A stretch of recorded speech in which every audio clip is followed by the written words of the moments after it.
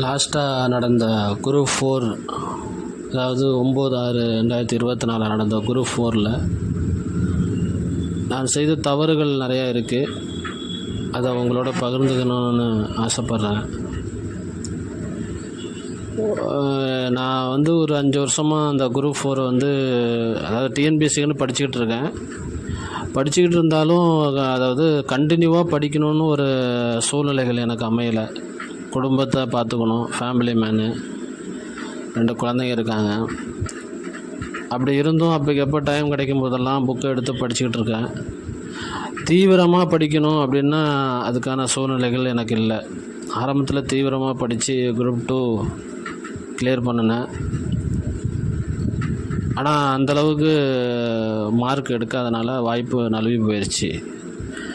சரி, குரூப் 4 நம்பிக்கையாக போய் எழுதுவோம், ஏற்கனவே படிச்சிருக்கோம் அப்படின்னு சொல்லி லாஸ்ட்டு கொஞ்ச நாள் தான் கொஞ்சம் ப்ரிப்ரேஷன் பண்ணி பேப்பர் ரொம்ப ஈஸியாக இருந்தது. தமிழ் 90 கிட்ட எழுதிக்கிட்டு இருக்கும்போது எனக்கு ஒரு திருப்தியாக இருந்தது.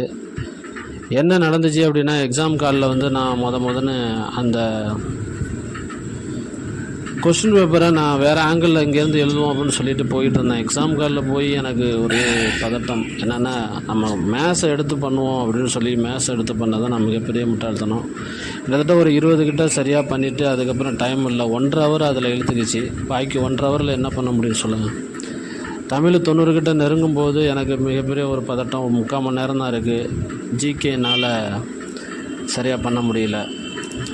1:20 வரைக்கும் 101லேருந்து 120 ஜிகேயில் பார்த்திங்கன்னா ஒரு 15 ஜிகே தெரிஞ்ச கொஸ்டினாக இருக்குது. அதுக்கப்புறம் நான் எழுத ஆரம்பிக்கும் போது எனக்கு டைம் இல்லாமல் பதட்டத்தில் அப்படியே எக்ஸாம் கால்லையே கொஞ்சம் டைம் ஆயிடுச்சு.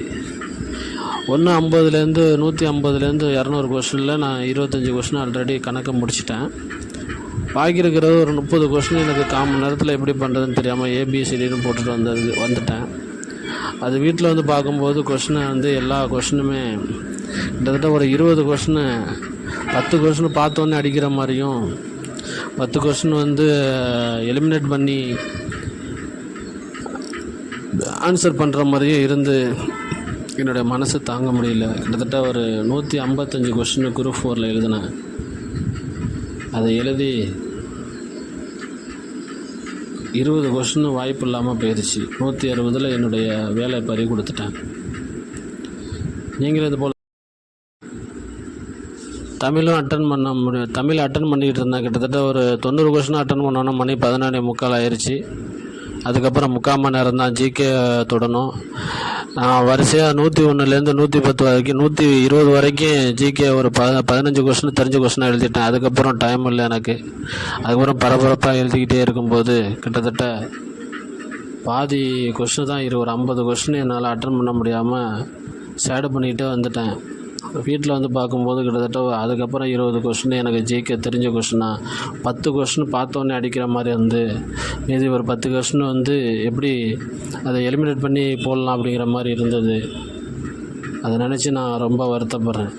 கொஸ்டின் பேப்பர் டைம் இல்லாமல் நான் அந்த டைமை சரியாக பயன்படுத்திக்க முடியாமல் இந்த குரூப் 4 ஒரு 160 கொஸ்டின் என்னால் எடுக்க முடிகிறோங்கிற வாய்ப்பை நழுவ விட்டுட்டேன்.